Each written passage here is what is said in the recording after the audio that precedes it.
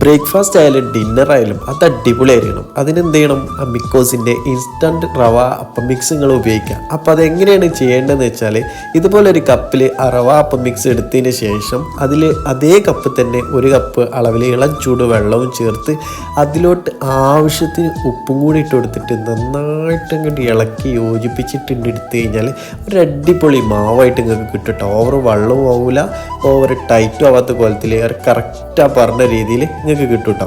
എന്നിട്ട് എന്ത് ചെയ്യുക, ഇതൊരു 10-15 മിനിറ്റ് നിങ്ങൾ റെസ്റ്റിന് വെച്ച് കഴിഞ്ഞാൽ അടിപൊളി സൂപ്പർ ടേസ്റ്റ് മാവായിട്ട് അത് മാറും കേട്ടോ.